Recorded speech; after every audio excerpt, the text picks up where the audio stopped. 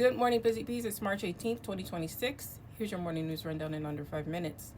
Donald Trump has expressed his frustration after allies refused to assist with securing the Strait of Hormuz, later saying the request was more of a task and that the United States does not need allied support. Yeah, Donald Trump, this is not high school. This is real life. This has real implications. And this is what happens when you shun the world but then need help. No one's there to help you. Ultimately, if the United States is attacked here on soil, do I think the allies will react? Of course they will. Of course they will.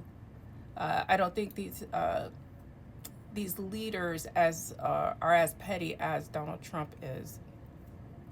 The comments highlight growing division between the U.S. and NATO partners over involvement in the conflict. They were not even notified of this conflict. We just did it without notifying our NATO partners, but then you want them to sacrifice their people to a war that makes no sense to anyone, who you and your cabinet don't even agree on why we're there. Speaking of, Joe Kent has resigned from his role as Director of National Counterterrorism and has issued a scathing letter of resignation saying that there's no reason why we are in this war. There was no threat. Donald Trump tried to play down Joe Kent's role, saying that they had iced him out. He doesn't really matter. He was just pretty much there. Yeah, that's what you do. You just hire people and give them titles just to do no work. You know what? That might check out. That might check out.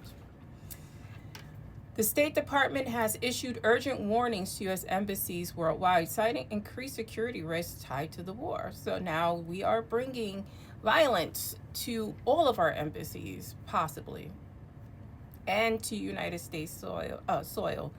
Iran is saying they may wake sleeper cells.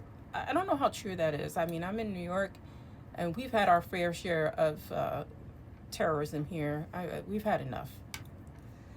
Attorney General Pam Bondi has been subpoenaed by the House Oversight Committee in part of the ongoing Epstein investigations. In addition, 4 articles of impeachment have been introduced against her, escalating the political tensions with her appointment. Pam Bondi has been protecting Donald Trump and Epstein since her early days in Florida as the prosecutor there, or whatever role she had there. She's also implicated because she's complicit. It probably took bribes.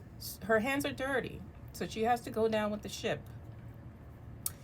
The SAVE Act appears to be dead in the water in the Senate portion of our Congress, as Republicans currently do not have enough votes to pass the legislation. They also do not have the votes to kill the filibuster, which would allow them to pass the legislation.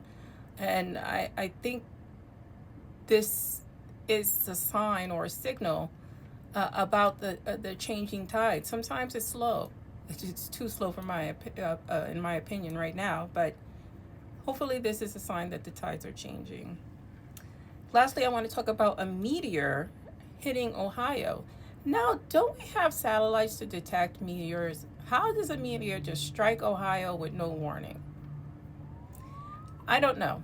And I'm not trying to be a conspiracy theorist. I actually think it was a meteor that struck Ohio. I just think that our warning systems in our government are failing the people, including and up to weather-related items and items apparently falling from the sky.